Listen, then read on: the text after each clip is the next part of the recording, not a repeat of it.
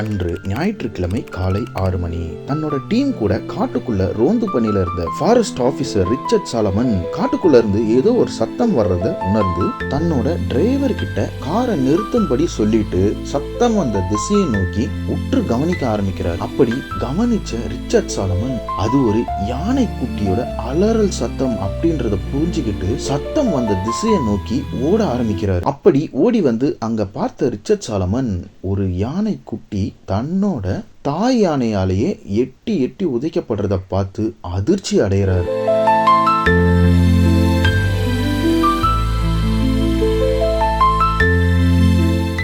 தாய் யானைக்கு மதம் பிடிக்க போறதுனால அது தன்னோட குட்டியை தான் கிட்ட இருந்து அப்புறப்படுத்துறதுக்கு முயற்சி பண்ணிக்கிட்டு இருக்கு. ஆனா இது தெரியாத குட்டி யானை மீண்டும் மீண்டும் தன்னோட தாயை நோக்கி ஓடுது அப்படின்றத பார்த்த ரிச்சர்ட் சாலமன் வேற வழி இல்லாம வானத்தை நோக்கி சுட்டு தாய் யானையை அங்கிருந்து விரட்டிட்டு ரொம்பவே காயப்பட்டிருந்த அந்த குட்டி யானையை காப்பாற்றி அங்கிருந்து கூட்டி செல்கிறார். உடம்பில் காயங்களுடன் மயக்க நிலையில் இருந்த அந்த குட்டி யானை தன்னுடைய தாய் தன்னை விட்டுவிட்டு தூரத்தில் ஓடிக்கொண்டிருப்பதை பார்த்து கொண்டே கண்ணில் தண்ணீருடன் ரிச்சர்ட் சாலமனால் ஜீப்பில் ஏற்றப்பட்டு கொண்டு செல்லப்படுகிறது. காப்பாற்றப்பட்ட யானைக்குட்டியை விலங்குகள் நல மருத்துவரும் தனது நண்பருமான டாக்டர் கலீல் அகமதிவிடம் கொண்டு வருகிறார் ரிச்சர்ட் சாலமன். உடனடியாக அந்த யானைக்குட்டிக்கு சிகிச்சை அளித்த டாக்டர் கலீல் அகமது என்ன நடந்தது என்பதை ரிச்சர்ட் சாலமனிடம் கேட்டறிகிறார். இப்போது மருத்துவமனையில் மயக்க நிலையில் இருந்த அந்த யானைக்குட்டி திடீரென அலறி அடித்து எழுந்து கதறுகிறது. டாக்டர் கலீல் அகமது மற்றும் ரிச்சர்ட் சாலமன் இதை பார்த்து கொண்டிருக்கும் போதே மீண்டும் மயக்க நிலைக்கு செல்கிறது.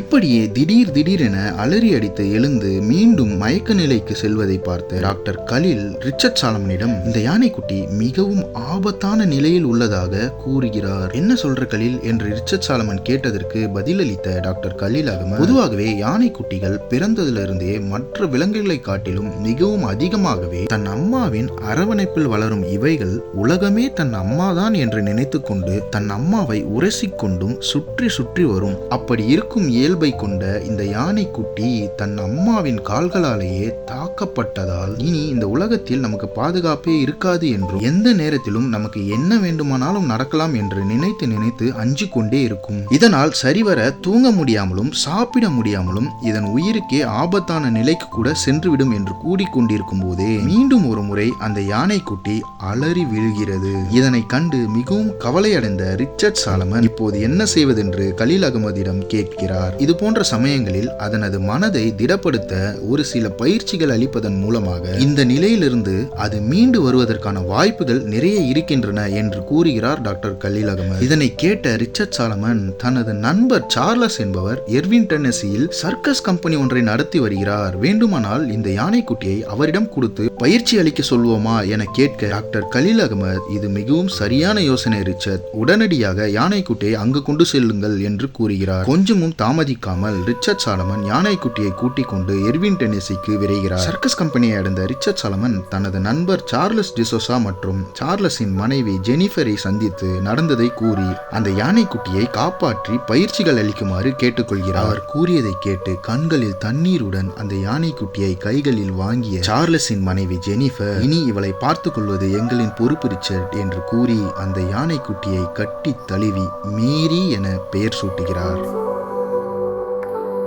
இதனை கேட்டு மிகவும் மகிழ்ச்சி அடைந்த ரிச்சர்ட் சாலமன் அவர்களுக்கு நன்றி கூறி அங்கிருந்து விடை பெறுகிறார். இப்படியாக ஸ்பார்க்கஸ் சர்க்கஸ் கம்பெனியிலிருந்து மீண்டும் தனது வாழ்க்கையை துவங்க ஆரம்பித்தால் ஒரு வயதே கொண்ட யானை குட்டியான மேரி. பாசம், நட்பு, குழந்தைகள், கைத்தட்டல்கள் என சந்தோஷமாக போய்கொண்டிருந்த மேரியின் வாழ்க்கையில் யாரும் சற்றுமே எதிர்பார்க்காதவாறு நம் மனதை உழுக்கக்கூடிய வகையில் நடந்த உண்மை சம்பவத்தை பற்றி தான் இந்த வீடியோல நாம பார்க்க போறோம். வெல்கம் வியூவர்ஸ், நீங்க பார்த்துக்கிட்டு இருக்கிறது விகோ மூவிஸ். நான் உங்கள் சரவணன். வாங்க வீடியோக்குள்ள போலாம்.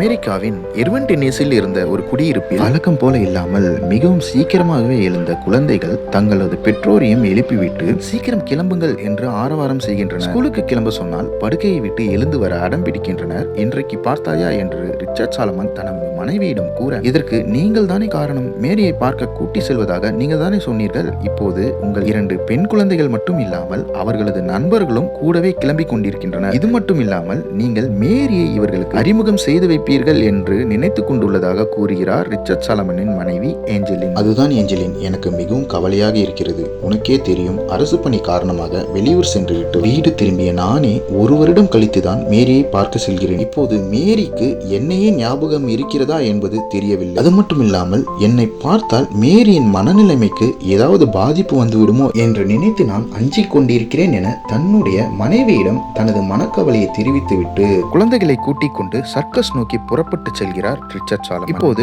சர்க்கஸ் வளாகத்தை அடைந்த ரிச்சர்ட் சாலமன் சர்க்கஸ் கூடாரத்திற்குள் நுழைந்த உடனே மேரி எங்கப்பா, அப்பா மேரி எங்கே இருக்கிறது என்று குழந்தைகள் ஆர்வத்தில் துள்ளி குதித்துக் கொண்டிருக்கின்றனர். என்ன நடக்கப் போகிறதோ என்று மனதில் நினைத்துக் கொண்டு ஆறுதலாக தனது மனைவியின் கைகளை பிடித்துக் கொண்டு சர்க்கஸ் கூடாரத்திற்குள் நுழைந்து உள்ளே செல்கிறார் ரிச்சர்ட் சாலமன். இப்போது விலங்குகள் ஒன்றன் பின் ஒன்றாக மேடையில் அணிவகுக்க தொடங்குகின்றன. ஒரு விலங்குகளின் பெயரை சொல்லிக் கொண்டிருந்த வர்ணனையாளரை நோக்கி பொதுமக்கள் மேரி எங்கே, மேரி எங்கே என்று கூச்சலிடுகின்றனர். அந்த அளவிற்கு மேரி தன்னுடைய குறும்புத்தனத்தாலும் தனித்துவமான திறமையாலும் மக்களிடையே மிகவும் பிரபலம் அடைந்திருந்தாள். இதையெல்லாம் பார்த்து கொண்டிருந்த ரிச்சர்ட் சாலமனுக்கு ஒரு பக்கம் மிகவும் ஆச்சரியமாக இருந்தாலும், இவ்வளவு பிரபலமாகி இருக்கும் மேரிக்கு நிச்சயம் நம்மை ஞாபகம் இருக்காது. இப்போது இந்த குழந்தைகளை எப்படி சமாளிப்பது என்று தன் மனைவியிடம் புலம்புகிறார். கவலைப்படாதீர்கள், புரோகிராம் முடிந்தவுடன் சார்லஸிடம் பேசி குழந்தைகளை மேரியிடம் கூட்டி செல்வோம் என்று ஆறுதல் கூறுகிறார் ஏஞ்சலின். இன்னும் சிறிது நேரத்தில் மேடைக்கு வர இருக்கிறாள் மேரி என்று வர்ணனையாளர் கூற, என்ன நடக்கப் போகிறதோ என்று நினைத்தவாறு மேரியின் வருகையை எதிர்பார்த்து மேடையை நோக்கி பார்க்க ஆரம்பித்தார் ரிச்சர்ட் சாலமன். அப்போது திடீரென தனது கால்களில் ஏதோ உரசுவதை உணர்ந்து திரும்பி பார்த்த ரிச்சர்ட் சாலமன் துதிக்கையால் தனது கால்களை பற்றி கொண்டு கண்களில் கண்ணீருடன் தன்னை நிமிர்ந்து பார்த்த அழகிய குட்டி யானையான மேரியை கண்டு கண்களில் தண்ணீருடன் தன்னை மறந்து மேரியை கட்டி அணைக்கிறார்.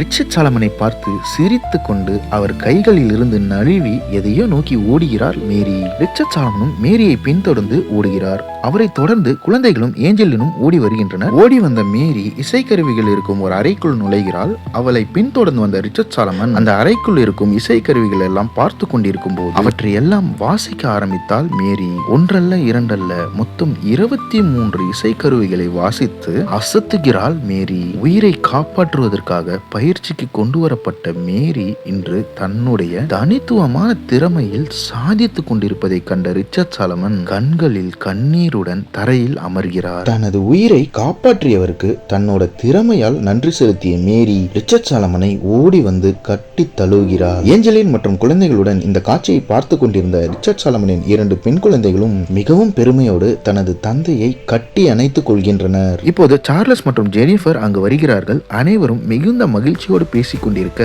குழந்தைகளுடன் குறும்புத்தனமாக விளையாடிக் கொண்டிருந்த மேரி மேடையை நோக்கி ஓடுகிறாள். அனைவரும் மேடையின் அருகில் சென்று அமர, இதோ வந்து கொண்டிருக்கிறாள், நீங்கள் ஆர்வத்துடன் எதிர்பார்த்து கொண்டிருந்த உங்கள் மேரி என்று வர்ணனையாளர் கூற மக்களின் மிகுந்த கரகோஷங்களுக்கு நடுவில் மேடையில் தோன்றுகின்றாள் மேரி.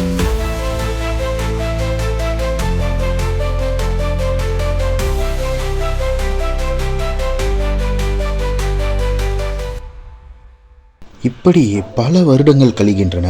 சந்தோஷமாக போய்கொண்டிருந்த மேரியின் வாழ்க்கையை புரட்டி போட்ட அந்த நாளும் வந்தது.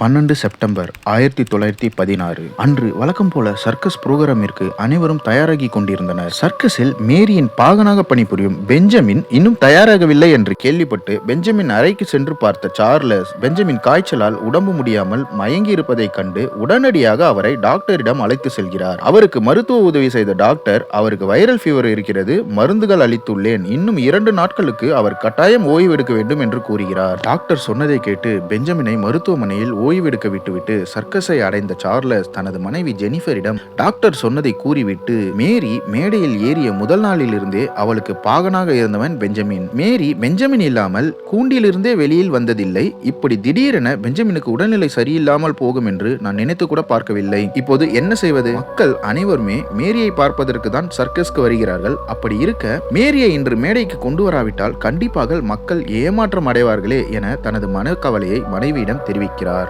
மேரி மிகவும் பாசமானவள். அது மட்டும் இல்லாமல் நன்கு பயிற்சி பெற்றவள். அவள் வர்ணனையாளர் இசைக்கும் இசைக்கேற்ப பாகன் இல்லாமலேயே செயல்பட முடியும். ஆனால் பாகன் சொல் கேட்டு யானை செயல்பட்டால்தான் மக்கள் ரசிப்பார்கள். அதனால் இன்று ஒரு நாளைக்கு மட்டும் வெளியில் இருந்து ஒரு பாகனை ஏற்பாடு செய்வோம் என்று யோசனை சொல்கிறார் ஜெனிஃபர். இதில் சார்லஸுக்கு முழுமையான உடன்பாடு இல்லை என்றாலும் வேறு வழி இல்லாமல் தனது நண்பர்களிடம் பாகன் வேலைக்கு ஆள் இருந்தால் தெரிவிக்கும்படி கூறுகிறார். விளம்பரம் கொடுத்த சிறிது நேரத்திலேயே ரெட் எல்ரிச் என்பவர் பாகன் வேலைக்காக வந்திருப்பதாக சார்லஸை சந்திக்கிறார். சார்லஸ் ரெட் எல்ரிச்சை பார்த்ததும் மிகவும் ஆச்சரியமடைகிறார். ஏனென்றால் உலகிலேயே முதன் முறையாக தனது தலைமுடிக்கு கலர் பெயிண்ட் அடித்த முதல் மனிதரான ரெட் எல்ரிச் எர்வின் டென்னசியில் மிகவும் ஃபேமஸான ஆளாக இருந்து வருகிறார். அவரது ரெட் கலர் பூசப்பட்ட தலைமுடிக்காகவே அவருக்கென்று தனி ரசிகர் பட்டாளமே இருக்கிறது. அப்படிப்பட்ட ரெட் எல்ரிச் சர்க்கஸ் மேடையில் விலங்குகளை கட்டுப்படுத்தும் மாஸ்டராக இருக்க போகிறார் என்பதை மக்கள் பார்த்தார்கள் என்றால் மிகவும் சந்தோஷப்படுவார்கள் என்று நினைத்த சார்லஸ் உடனடியாக இந்த விஷயத்தை ஒலிபெருக்கி மூலமாக விளம்பரம் செய்கிறார். இந்த விளம்பரங்கள் மக்களிடம் சேர்ந்தால் கூட்டம் வழக்கத்தை விட மிகவும் அதிகமாக இருக்கும் என்பதை கணித்த சார்லஸ் நிறைய முன்னேற்பாடுகளை செய்திருந்தார். இருந்தாலும் சார்லஸ்க்கு தன் மனதில் ஏதோ ஒன்று சரியில்லை என்ற எண்ணம் தோன்றிக் கொண்டே இருப்பதாக தனது மனைவி ஜெனிஃபரிடம் தெரிவிக்கிறார். இப்போது இருவரும் சேர்ந்து எல்லோருடைய பாதுகாப்பையும் மீண்டும் ஒரு முறை உறுதி செய்யும் விதமாக சர்க்கஸ் முழுவதும் எமர்ஜென்சி சேஃப்டி செக்கிங் செய்து முடித்து எல்லாம் சரியாக இருப்பதை உறுதி செய்கின்றனர். இதைத் தொடர்ந்து சர்க்கஸ் புரோகிராமில் கலந்து கொள்வதற்காக விலங்குகள் சர்க்கஸ் கூடாரத்திற்குள் கொண்டு வருவதை பார்த்த சார்லஸ் ஜெனிஃபரை மேடை அருகில் இருக்குமாறு கூறிவிட்டு புரோகிராமில் கலந்து கொள்ளாத விலங்குகள் எல்லாம் சரியாக பூட்டி வைக்கப்பட்டனவா என்று உறுதி செய்வதற்காக சர்க்கஸ் கூடாரத்தை விட்டு வெளியேறி கூண்டுகள் இருக்கும் திசையை நோக்கி நடக்க ஆரம்பித்தார். அப்படி அவர் கூண்டுகள் இருக்கும் திசையை நோக்கி நடந்து கொண்டிருக்கும் போது சர்க்கஸ் கூடாரத்தில் உள்ளிருந்து பயங்கர சத்தம் வருவதை கேட்ட சார்லஸ் தனது மனதில் தோன்றியவாறே ஏதோ ஒரு அசம்பாவிதம் நடந்துவிட்டதை உணர்ந்து உடனடியாக சர்க்கஸ் கூடாரத்தை நோக்கி ஓடி வருகிறார். அங்கு ஓடி வந்து பார்த்த சார்லஸ் ஒரு நிமிடம் அதிர்ச்சி அடைகிறார். கூடாரத்திற்குள் விலங்குகள் ஒன்றன் பின் ஒன்றாக கொண்டு வரப்பட்ட போது மேடையில் ஏறிய மேரியை பார்த்ததும் மக்கள் மேரி மேரி என கூறி ஆர்ப்பரித்தனர். இதனை கண்ட ரெட் எல்ரிச் இப்போது தான் மேரியின் மீது அமர்ந்து கட்டுப்படுத்தி உத்தரவிட்டு தான் சொல்வதை மேரியை செய்ய வைத்தால் மக்கள் நம்மை மிகவும் பாராட்டுவார்கள் என்று நினைத்து தான் நின்று கொண்டிருந்த பெஞ்சின் மீது இருந்தே லாவகமாக மேரியின் மீது ஏறி அமர்ந்து கொண்டான். மேரியோ வழக்கமாக தன்னை அரவணைத்து ஆணையிடும் தனது பாகனான பெஞ்சமினை காணவில்லையே என மேடையில் இருந்தவாறே சர்க்கஸ் கூடாரம் முழுவதும் நோட்டமிட்டு தேடிக்கொண்டிருந்தாள். இதனால் ரெட் எல்ரிச் தனது மீது அமர்ந்ததை பற்றி பெரிதாக கண்டுகொள்ளவில்லை. மேரியின் மீது ஏறி அமர்ந்த ரெட் எல்ரிச்சை பார்த்ததும் அவரது ரசிகர்கள் மிகுந்த ஆரவாரம் செய்தனர். கூடாரம் முழுவதும் நோட்டமிட்டு தனது பாகனை தேடிக்கொண்டிருந்த மேரி அங்கு கூடாரத்திற்கு நடுவே ஒரு சிறுவன் மாட்டிக்கொண்டு உயிருக்கு போராடுவதை பார்க்கிறாள். தனது ரசிகர்களை மகிழ்விக்க நினைத்த ரெட் எல்ரிச் மேரியை வலதுபுறமாக நடக்கும்படி ஆணையிடுகிறான். ஆனால் மக்களோ அந்த கூட்டத்திற்குள் மாட்டிக்கொண்டு சிறுவன் தவிர்ப்பதை கவனிக்காமல் இன்னும் அதிகமாக ஆர்ப்பரிக்கின்றனர். இதனை கண்ட மேரி தன் துதி கையை தூக்கி பிளிரி கூட்டத்தை நோக்கி சத்தம் எழுப்புகிறாள். தான் சொல்வதை கேட்காமல் இப்படி சத்தம் எழுப்பி தன்னை மேரி அசிங்கப்படுத்துகிறாள் என்று நினைத்த ரெட் எல்ரிச் எப்படியாவது மேரியை பணிய வைக்க வேண்டும் என்று எண்ணி தன் கையில் இருந்த அங்குசத்தால் மேரியை சராமாரியாக தாக்குகிறான். ஆனால் மேரியோ ஆபத்தில் இருக்கும் அந்த சிறுவனை காப்பாற்ற கத்திக் கொண்டே கூட்டத்தை நோக்கி ஓடுகிறார். தங்களை நோக்கி தும்பிக்கையை தூக்கியவாறு கத்திக் கொண்டே ஓடி வரும் யானையை பார்த்த மக்கள் அலறி அடித்து ஓடுகின்றனர். இப்போதுதான் முன்பு சொன்னது போல் கூண்டுகளை நோக்கி சென்ற சார்லஸ் கூடாரத்தில் உள்ளிருந்து பயங்கர சத்தம் வருவதை கேட்டு கூடாரத்தை நோக்கி ஓடி வருகிறார். மேடையின் அருகில் நின்று இதையெல்லாம் பார்த்து கொண்டிருந்த ஜெனிஃபர் கூட்டம் விலகியதும் அங்கு ஒரு சிறுவன் சிக்கிக் கொண்டிருப்பதை பார்த்து ஓடி சென்று அந்த சிறுவனை தூக்கி கொண்டு மேரி இந்த சிறுவனை காப்பாற்ற வைக்கத்தான் கூட்டத்தை நோக்கி ஓடி வந்திருக்கிறாள் என்று புரிந்து கொண்டு ஜெனிஃபர் மேரியின் பாசத்தை கண்டு மிகவும் சந்தோஷத்துடன் மேரியை பார்க்கிறார். தான் ஓடி வருவதை பார்த்து கூட்டம் விலகியதுமே மேரி மேடையிலேயே நின்றிருப்பாள். இதையெல்லாம் சற்றும் கவனிக்காத ரெட் எல்ரிச் தனது பேச்சை கேட்காமல் மேரி மக்களை விரட்டுகிறாள் என்று நினைத்து மேரியை அங்குசத்தால் இன்னும் கடினமாக தாக்குகிறான். இதுவரை பொறுத்திருந்த மேரி தோலை கிழிக்கும் வழி பொறுக்காமல் திடீரென ரெட் எல்ரிச்சை தனது துதி கையால் தூக்கி வீசி தனது வலது காலால் அவனது தலையை நசுக்குகிறாள்.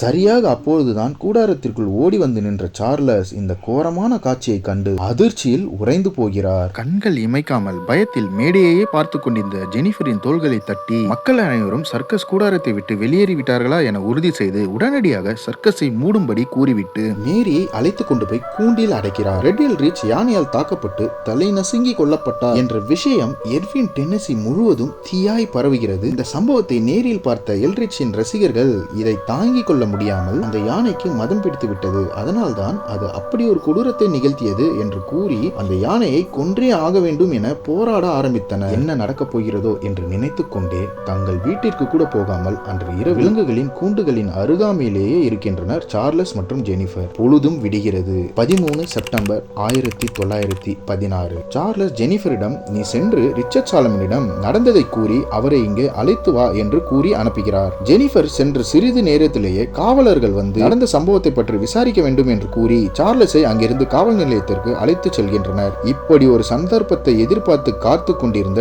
ரெட் எல்ரிச்சின் ரசிகர்கள் யானை ஒரு மனிதனை மிதித்துக் கொள்வது அந்த மதம் பிடித்த யானை மற்றவர்களை ஏதும் செய்வதற்கு முன் அதை கொன்றுவிட வேண்டும் என்று கூறிக்கொண்டு பெரும் கூட்டத்தை கூட்டி விலங்குகள் இருக்கும் கூண்டுகளை நோக்கி வரத் தொடங்கினர். கூண்டுகள் இருக்கும் இடத்தை அடைந்த அந்த கூட்டத்தில் இருந்த சிலர் மேரியின் கூண்டை நோக்கி நடக்க ஆரம்பித்தனர். மேரியின் கூண்டை அடைந்த அந்த கூட்டத்தில் இருந்த சிலர் கூண்டை திறந்து மேரியின் சங்கிலியை பிடித்து கூட்டத்தை நோக்கி கூட்டி வருகின்றனர். சர்க்கஸ் கூடாரத்திற்கு தான் தன்னை கூட்டி செல்கிறார்கள் என்று நினைத்து கொண்டு அவர்களுடன் நடந்து வந்து கொண்டிருந்த மேரி அங்கு திரண்டிருந்த மக்கள் எழுப்பும் சத்தத்தை கேட்டு வழக்கமாக தான் மேடையில் ஏறும் பொழுது மக்கள் எழுப்பும் சத்தம் போல் இல்லையே என்பதை உணர்கிறாள். தனது பாகன் சார்லஸ் மற்றும் ஜெனிஃபர் என யாருமே அங்கு இல்லை என்பதை தெரிந்து கொண்ட மேரி அந்த கூட்டத்திற்கு நடுவில் கொண்டு வந்து நிறுத்தப்படுகிறாள். அங்கு ராட்சச கிரேன் ஒன்று நின்று கொண்டிருப்பதையும் அதில் ஒரு பெரிய சங்கிலி தொங்கிக் கொண்டிருப்பதையும் பார்க்கிறாள் மேரி.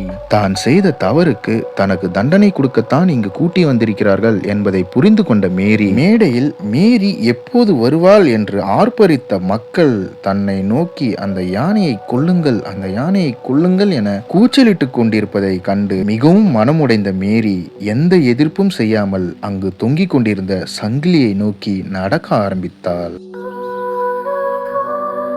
உடனடியாக சங்கிலியை மேரியின் கழுத்தில் மாட்டிவிட்டு ராட்சச கிரேனால் மேல் நோக்கி தூக்கப்பட்டால் மேரி. காவலர்களிடமிருந்து சார்லஸை மீட்டு கொண்டு அந்த கூட்டம் இருந்த இடத்தை அடைந்த ரிச்சர்ட் சாலமனும் ஜெனிஃபரும் பெரும் கூச்சலுக்கிடையே கூட்டத்தினருக்கு நடுவில் தரையிலிருந்து 10 அடி தூரம் தூக்கப்பட்டு எந்த ஒரு எதிர்ப்பும் காட்டாமல் தொங்கிக் கொண்டிருந்த மேரியை பார்த்து மேரி என கதறிக்கொண்டு கூட்டத்தினரை அடித்து விலக்கி கொண்டு மேரியின் அருகில் ஓடி வருகின்றனர். அப்போது மேரியின் எடை தாங்காமல் சங்கிலி அருந்து அந்த உயரத்திலிருந்து கீழே விழுகிறாள் மேரி. கீழே விழுந்ததில் மேரியின் முதுகுத்தண்டு 2ஆக உடைந்து பலத்த காயமடைகிறாள். அதுவரை தனக்கு நடத்தப்பட்ட கொடுமைகளை எல்லாம் தாங்கிக் கொண்ட மேரி முதுகுத்தண்டு 2ஆக உடைந்ததால் இப்போது வலி தாங்க முடியாமல் கதறி அழுகிறாள்.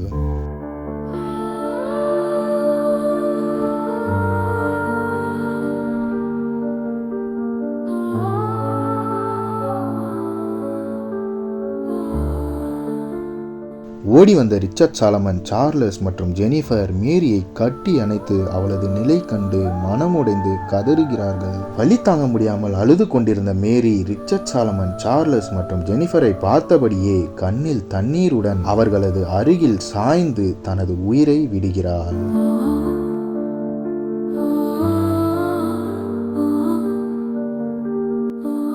ஒரு நிமிடம் அமைதியான ரிச்சர்ட் சாலமன், ஒரு வயதிலேயே உன் தாயால் தாக்கப்பட்ட உன்னை இங்கு கொண்டு வந்தேன். எந்த மக்களை நீ சந்தோஷப்படுத்தினாயோ இப்போது அந்த மக்களே உன்னை கொன்றுவிட்டார்களே. இதற்கு உன்னை நான் உன் தாயின் கால்களினாலே சாக விட்டிருக்கலாமே என கூறி கதறி அழுகிறார். சார்லஸும் ஜெனிஃபரும் மேரியை பார்த்து, வாழ்வதற்காக எங்களிடம் வந்த நீ இங்கிருந்த விலங்குகளுக்கு மட்டும் இல்லாமல் எங்கள் வாழ்விற்கே விளக்கேற்றிய தேவதையாக மாறினாய். உன்னை காக்க தவறினோமே என கூறி கதறி அழுகின்றனர். இதையெல்லாம் கண்ட அந்த கூட்டத்தினர் மெதுவாக அங்கிருந்து கலந்து செல்கின்றனர். மேரி சாதாரண ஒரு யானையா? இல்லை, தன்னுடைய திறமையால் மனிதர்களை மகிழ்வித்ததற்காக மனிதர்களாலேயே கொடூரமான முறையில் தூக்கிலிடப்பட்ட உலகத்தின் ஒரே யானை என்ற பெயருக்கு சொந்தக்காரியாக்கப்பட்டவளா? இதையெல்லாம் நினைத்து நினைத்து மனித இனமே வருத்தப்பட்டு இன்றளவும் வருடத்திற்கு ஒரு முறை மேரியின் நினைவு நாள் அன்று மேரியின் உடல் அடக்கம் செய்யப்பட்ட இடத்தில் மக்கள் ஒன்று கூடி மேரியிடம் மன்னிப்பு கேட்டு வருகின்றனர். அப்படி அங்கு வரும் மக்களை மேரி மன்னித்தாலோ என்னவோ, ஆனால் அங்கு வரும் குழந்தைகளை மேரி நிச்சயம் ஆசீர்வதித்துக் கொண்டிருக்கிறாள் என்று மக்களால் இன்றளவும் நம்பப்பட்டு வருகிறது. மீண்டும் உங்களை இன்னொரு வீடியோவில் சந்திக்கும் வரை உங்களிடமிருந்து விடைபெறுவது உங்கள் சரவணன். நன்றி, வணக்கம்.